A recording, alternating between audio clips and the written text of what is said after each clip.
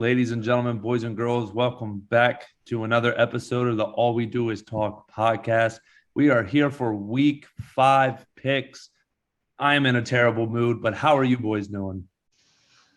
I'm also in a bad mood, but at least my football team is good, so that always keeps me going, Eric. That's getting me through this. That's gonna get me through the end of the year as long as we stay good. And It's the Moody, opposite. I'm in the middle of my stress right now. Trey Turner just had his second error of the I division just did. series. Love to see it. But other than that, always excited for more football. That's what matters the most. Let's get it going. All right, boys, let's start in Pittsburgh, where how can you have a more rough start to a career than Kenny Pickett facing the Tampa Bay Buccaneers? Tampa Bay minus 10 over under 45.5. Yeah, this looks like a second straight week for baptism by fire for Kenny Pickett, who once again isn't necessarily playing that bad, but the team around him really isn't good outside the receiving core. Najee Harris, who's having one of the worst efficiency seasons of all time after having one of the worst efficiency seasons of all time last year, runs into the Bucs defense this year that is still very, very good. Not super elite like it was last year. They've dealt with some injuries, but still very, very good, especially for a Pittsburgh O-line that's been pretty bad. I don't expect Kenny Pickett to be able to make a whole lot of plays here. The receivers are talented enough to make some to take some shots down the field with. That's pretty much it. They won't be able to run the ball. He'll have a couple crucial turnovers, and Tom Brady will coast. He's going to have Julio got shut down because week 1's over, so Julio's done. Other than that, though, Chris Godwin's healthy. Mike Evans is healthy. Offensive line's doing better. I expect Tampa Bay to coast here. I'll take them to win and to cover. And the over. it's easy as that. It's the sequel to last week's movie. Team that's possibly going to be playing in the Super Bowl, playing team that's going to be probably picking in the top 3, and I guess we're going to get a repeat. It's not much to say other than that. Pittsburgh's going to get waxed again, this time by a worse team, that in my opinion. So it's going to be interesting to see how they do it with their defense. Probably a less of a game for Kenny Pickett this week. But yeah, give me. I don't got much more to say other than give me Tampa Bay to cover. That's such a big number, but give me Tampa Bay to cover. Give me the under, because I don't think Tampa Bay is going to be beating down anybody's defense like that with that O-line. Yeah, I'm in a complete agreement with you, Isaiah. Give me Tampa Bay and the under. I think they're going to be able to hold Pittsburgh to single digits, possibly. And I don't think there's going to be 40 points scored by Tampa Bay. They haven't really shown that capability yet. All right, boys, let's keep it moving. Jacksonville heading to Indianapolis. Indianapolis is 2.5-point favorites, over under 41.5. Yeah, another game that's actually meaningful because both of these teams are playing in a division that probably is only going to put one team in. So, I mean, it's a divisional game between one team that's Mr. Dr. Jekyll and Mr. Hyde, like in the Jacksonville Jaguars, and another team that's just playing right bad in the Indianapolis Colts. So I think the stat is Jacksonville is undefeated in the last 9 games versus the Colts. So give me Jacksonville to cover. And give me the over. I think we'll get a nice, exciting game here.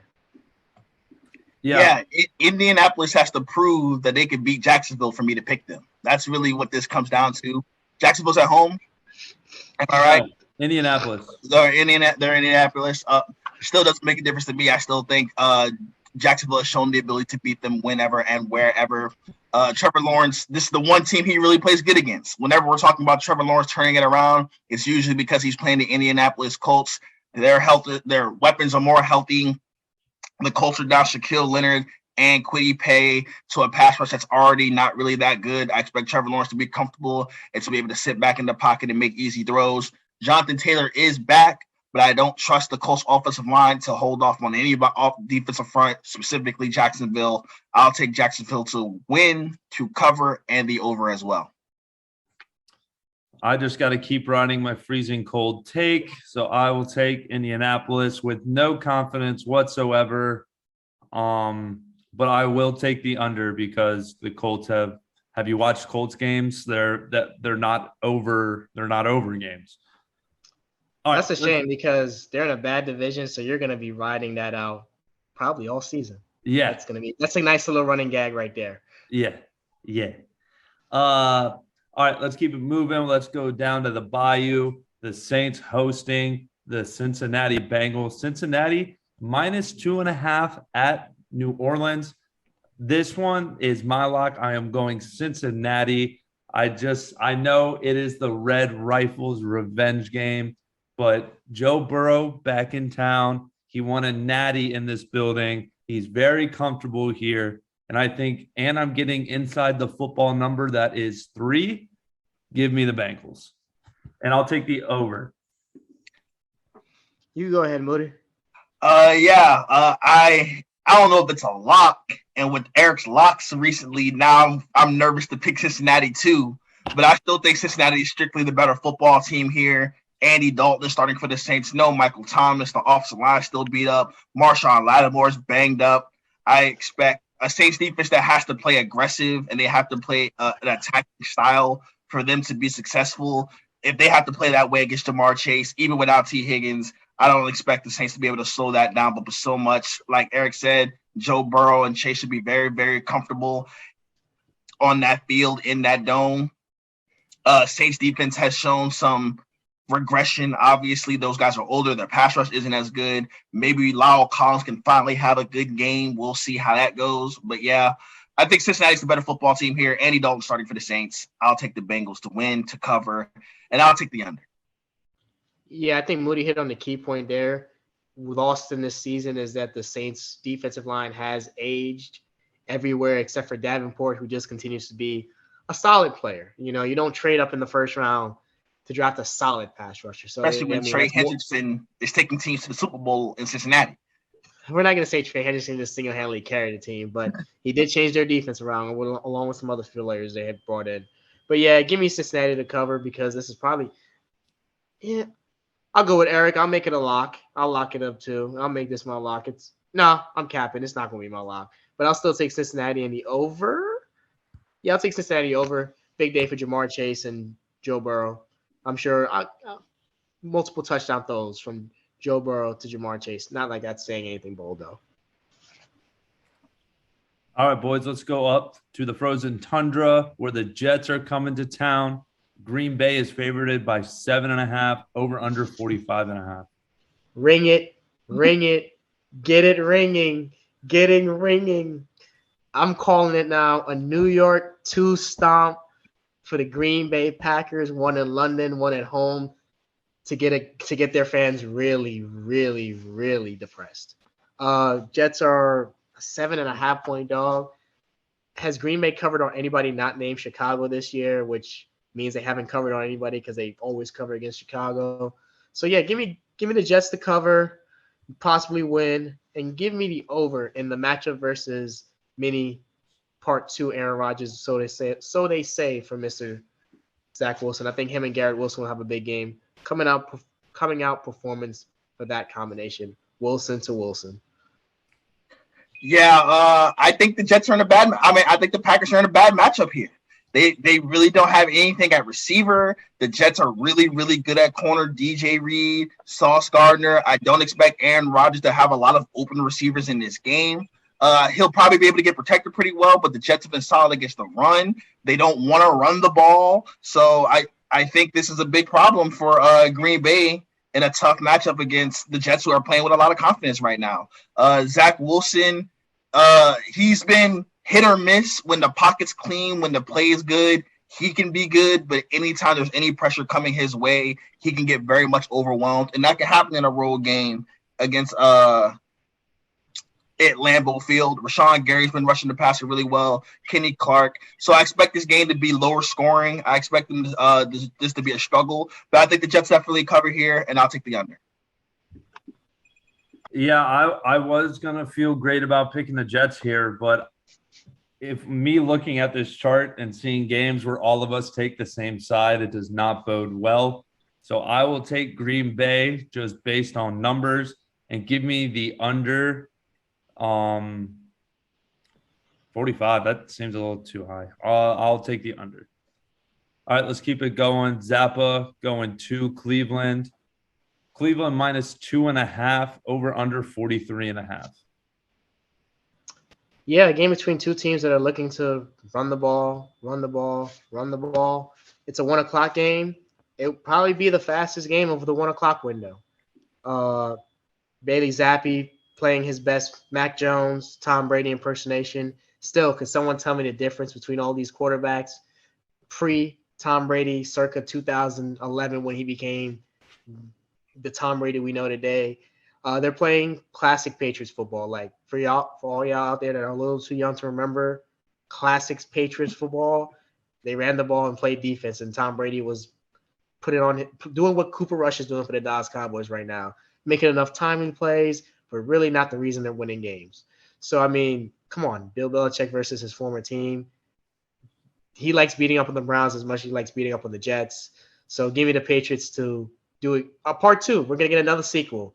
Give me the Patriots to do exactly what they did to the Detroit Lions this week to the Cleveland Browns, because Bill Belichick drafted Jacoby Brissett. So yeah, he's gonna have a game plan for him too. So I could easily see if Nick Chubb isn't going off in this game, Cleveland's not gonna score no points. So give me New England to cover. Give me the under, because I don't give a fuck. New England's still not great on offense. They'll need 3 pick sixes to get this over. Yeah, I'm definitely with you, Isaiah. I can't. Jacoby Brissett beat Bill Belichick. I can't see it. I just can't see it. Nick Chubb, obviously, he's going to be really, really good almost no matter what. Even if you load the box, him and Kareem Hunt are going to make plays. But Bill Belichick is still coaching up a great secondary. Their corner's been really, really good. Mari Cooper will probably be slowed down in this game. Bill Belichick's going to want to double team him, get him out of the offense, and then it's Njoku in the run game. I like Bill Belichick's chance to be able to scheme against Jacoby Brissett. And an unfortunate turnover at the end of the game will probably be the nail in the coffin. Bailey Zappi will play it safe, or Mac Jones, because he is questionable. He might play, but what's the difference? Nice, safe run plan. Cleveland's missing Jadeveon Clowney in this game and Denzel Ward. Their defense has already been really bad, so I think it's just wrong place, wrong time for the Cleveland Browns. I'll take the Patriots to cover and the under. Yeah, we're going to be consensus on this because the fact that how long Jacoby Brissett was in that building and Bill Belichick as his coach, I just can't do it. So I will take New England. This is an under city. There no shot this goes over. Game will be over before 3 o'clock. All right, let's keep it moving. We will go down to Miami, where Minnesota's coming to town. -3 for Minnesota, over under 45.5. This is a game that Minnesota should handle business, right? Skylar Thompson starting over there. It's already been announced. Dolphins are beat up in the secondary. Byron Jones is still not back, which has caused them to go from top 10 pass defense to bottom 10 pass defense. Justin Jefferson should be able to have a nice, comfortable day. 1-on-1 against Xavier Howard. Dolphins want to blitz. Kirk Cousins has actually been really good against the blitz. This should be easy money. I'm going to trust Minnesota to handle business here. I will take them to win, to cover, and I think they'll be able to score points. Dolphins will be able to score some points against a bad Minnesota defense, and I'll take the over. Yeah, we're going to complete agreement. I'm going Minnesota because I'm taking the classic Moody Minnesota wins by 7 or lose by 7. So -3, finally, we're inside of a touchdown. I'm pretty confident in Minnesota getting it done. It's Kirk Cousins at 1 o'clock, so I have faith. And I'll take the over. I want to take Minnesota so bad, but I've seen what happens to teams down there in Miami in that weather when it's getting colder. So give me Miami. I'm going to take Miami to cover, which means all they got to do is not lose by less than 3, which is possible. They could cover and not win. But I'm taking Miami to cover. Tyreek Hill and Jalen Waddle versus that secondary in Minnesota. I think McDaniels will scheme up some things to get them. What's the name of the Miami quarterback, Isaiah? What's his name? Skylar Thompson. Is that his name? He wears 19. I watched some of him today. Give me Miami to cover.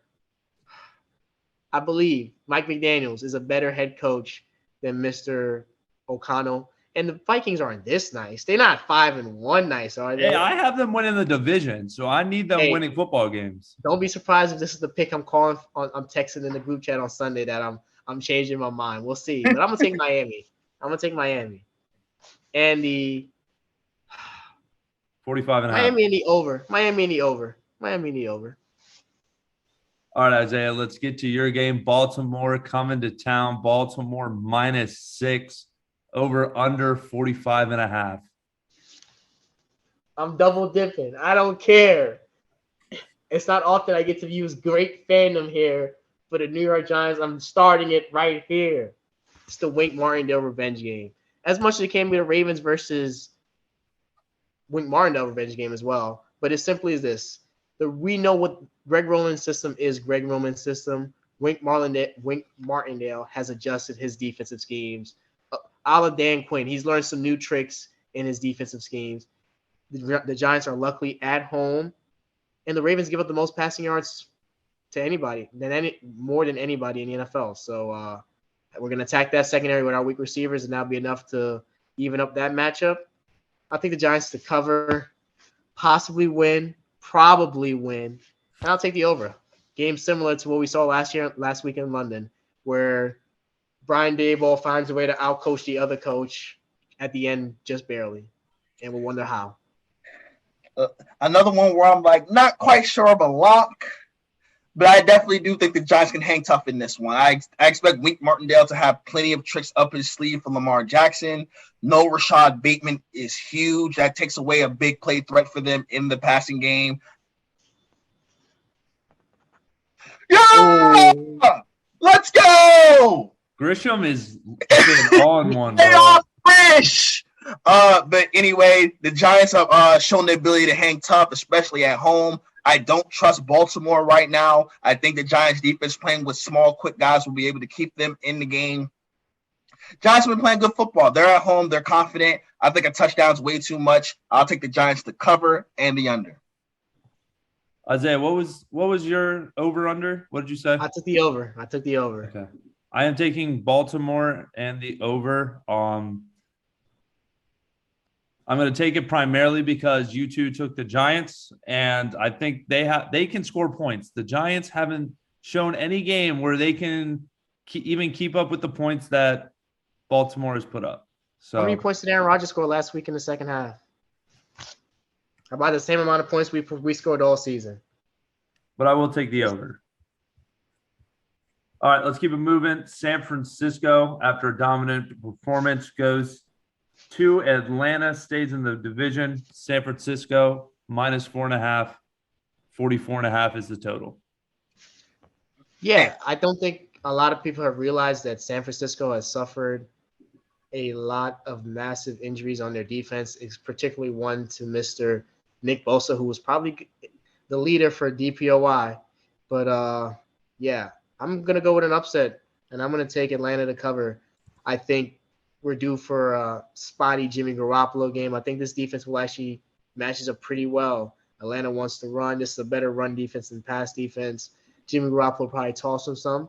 I think the coaching is enough to keep it even. I think the offensive coaching is good enough that if Marcus Mariota just plays decently and Atlanta runs the ball surprisingly with some backup running backs, hopefully get Kyle Pitts and Drake London involved. If Drake London and Kyle Pitts aren't balling out in this game, then it's time to go to Desmond Ridder. Maybe a Desmond Ridder swap.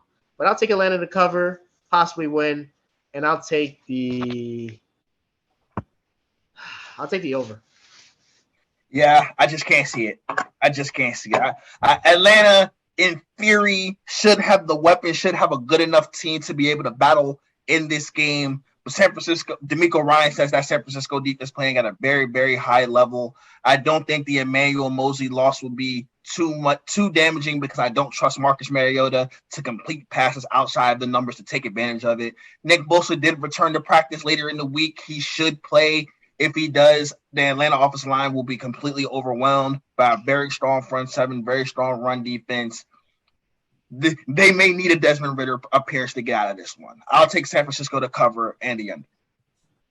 I'm in a complete agreement with Moody. I'll take San Francisco and the under. I mean, even Nick Bosa or no Nick Bosa, I just think the under is the play in this because I think both defenses match up well. But after seeing what they can do in the second half without a Nick Bosa against Carolina, I don't see why they can't do that against an offense in Atlanta. Because Atlanta has a good offense with good coaching. All right. We'll great bridge to Carolina at the Los Angeles Rams. The Rams -10 over under 41.5, boys. Yeah, this will go ahead. I'm gonna have my lock of the week be an easy one. This will go ahead and be my lock of the week. This is yeesh. Hide the children. I don't expect this to be a very fun time for PJ Walker, fresh out of the XFL, going up against Aaron Donald in a Rams team that is looking for a get-right game. This seems like as easy one as any. They also fired the defensive coordinator, his whole new coaching staff. They're playing with a third-string quarterback. What more is there to say? This will get ugly. Rams to cover. I'll take the over because they might do them by themselves. I'm going to go on the other side of the coin. I think there's a mismatch here. That Carolina defensive line is better than this Rams offensive line. Does that mean I think Carolina will win? Absolutely not. I'll still take the Rams to win, but I think with the coach firing bump and a mismatch of Carolina's defensive line versus that offensive line, that's a Pittsburgh Steelers, Cincinnati Bengals type of offensive line that Matthew Stafford's working with. I think they'll have enough Cooper Kupp magic, Sean McVay magic. We know Aaron Donald, Jalen Ramsey. Maybe Jalen Ramsey will make a play because he's playing a bad quarterback. But yeah, definitely get some Baker Mayfield to turn. Oh no, PJ Walker getting sacked. PJ Walker running in the sacks is going to be the script for this game. But give me Carolina to cover, and give me the under because I think the Rams barely eke out an ugly game. But happily they're playing a bad team. Get back on track with a win. Yeah, I'm taking the Rams, and then I'm going to take the over because, like Moody said, they'll probably do it by themselves. You think it's going to get ugly? Oh, dude. The Panthers are going to only have 2 wins by November if you look at the rest of their schedule. Like, they don't Doesn't even mean have they have to all be ugly. Also, those guys are ready to get traded. Those guys are ready to get traded. They just trying to stay healthy. They're just trying to stay healthy. But yeah, I think this is where we start breaking ourselves away from the number 1 pick. I don't want 2 to where we got to take the other quarterback. I want our pick. All right, let's keep it moving. Arizona going to Seattle. Arizona -2.5. Total 50.5. There is a Call of Duty event this weekend. And I hate that I know that information. I really, really do. Who would have predicted that after 5 weeks of an NFL football season, the best quarterback in the NFC West would be Geno Smith? And it really hasn't been that close. He's been absolutely spectacular. PFF's number 1 graded quarterback. Arizona could be in a lot of trouble here. They really, really could. Their defense has been abysmal. Seattle has shown the ability to move the ball at will. Geno Smith's been beating up on the blitz. He's been able to stand in the pocket and deliver the throws. Arizona doesn't have anyone in the secondary to cover those receivers. Whew, it could get spicy for Arizona, and Arizona's playing with some actual, honest-to-God desperation here. But I think that the ability of Kyler Murray to go up against a defense that's even worse than the defense he's playing with, and the fact that they're going to need to get the job done here, I'll trust Kyler Murray to lead them to victory. I'll take Kyler Murray and the Arizona Cardinals to win, to cover, and the over in a highlight reel field game. I don't know how I feel about this game because, as we know, Call of Duty is coming out this weekend. It's in Seattle. Yep. It might be at 5 o'clock. It might be weird tip. I think Seattle uses the home field advantage to eke out and steal the last non-DeAndre Hopkins Cardinals game and get the 3-3. And I'm not just saying that because the Giants are going to be able to play the Seahawks and have that tiebreaker game if they beat them. But I will be rooting for the Seahawks, and I think they can pull it out. Give me the over because these are the 2 of the worst defenses in the league. So I expect lots of big plays from DK Metcalf, Rondale Moore, Hollywood Brown, Tyler Lockett. Lots of DBs getting beat in this game. give me Seattle and the over. I completely agree. How can you ever, Moody, how can you do this to yourself knowing the information that you know? I will go Seattle because Geno Smith, I know, will be locked in, and give me the over. Let's go to the best game of the 4 o'clocks. Buffalo heading to Arrowhead. Buffalo minus 2.5, over under 53.5. Here we go. Manning, Reed, Brady, part whatever. We're here for this for the rest of our lives. Patrick Mahomes versus Josh Allen. The stage is set. It's the NFC beast is the only thing that can keep us off of Sunday Night Football. That's how big of a game this is right now. I'm loving the matchup for both sides. For Patrick Mahomes, he's continued to show to be the best quarterback in the world. His ability to make highlight reel plays off schedule has been nothing short of spectacular. They've shown a newfound ability to run the ball well too. And going up against a Buffalo defense that doesn't give anything up, you couldn't ask for a juicier matchup. I think Tre'Davious White might be back. That's also big news for Buffalo, although the Micah Hyde loss kind of offsets it. But Patrick Mahomes is Patrick Mahomes, so he's going to do his thing. And for Josh Allen and the Bills, they're going up against a softer defense. So I expect lots of big-time explosive plays from Stephon Diggs and Gabe Davis. Isaiah McKenzie's back from concussion protocol. This game, both teams could easily be getting into the 40s here. But Patrick Mahomes, home underdog for the first time in his career. I think he will take that very, very seriously. I'll take the Chiefs to cover and the over. Yeah, I'm going to go full narrative and storyline here. It's clearly not Buffalo's time to get over the hump, and they're not going to go undefeated like we said. So looking through their schedule, picking out the few losses they will get, I think Patrick Mahomes being a home underdog will have him coming out trying to prove a point. This game should be amazing. If it isn't amazing, it'll be such the biggest disappointment since I don't know, all those new Star Wars movies that people didn't end up loving like that. But give me Kansas City to cover. Give me the over because that's what we're here for. That's what we're here for. That's what we're here for. Yeah, I'm in complete agreement with both of you. Kansas City, how can you not take Patrick Mahomes and points at home? I think if it ends up being Buffalo covers, you're a smart man. But with hindsight, not being 2020, Kansas City, and I agree, the over. I mean, please give it to us. You know why I'm here. Please. You know what? I need it. All right, let's go to the Sunday night game. Dallas heading to the city of brotherly love. 6.5-point favorites for the Eagles, over under 42.5. This is the big one right here for the battle for the NFC East supremacy with the Giants lurking closely behind. This is as fun of a matchup as you could get, with the exception of one fatal flaw for the Dallas Cowboys, and that's the fact that Cooper Rush is still expected to be the starting quarterback going to Philly on primetime, where Cooper Rush is undefeated. So I expect him to be able to not completely wet his pants. But I do think it's going to be a tough environment for him to play in. Philadelphia is loaded in their interior defensive line, which is where the Cowboys' weakness is in their offensive line, although Jason Peters should be back to participate in this one. But the secret thing about Philadelphia is, as good as their offense has been, they face the weakest defensive schedule in the NFL. They got the Lions on there, the Vikings on there, Washington Commanders on there. None of those are really good defenses. They're going to play the best defense they've seen this year by far. I think the Cowboys pass rush will be able to get after it. Lane Johnson has struggled with Micah and DeMarcus Lawrence in his career. I think the Cowboys will be able to keep the score down. So I don't think Philly covers 6.5. I think that's too many. So I'll take the Cowboys to cover. Philadelphia should be the favorites here, and they might get the W. But Cowboys cover and the under.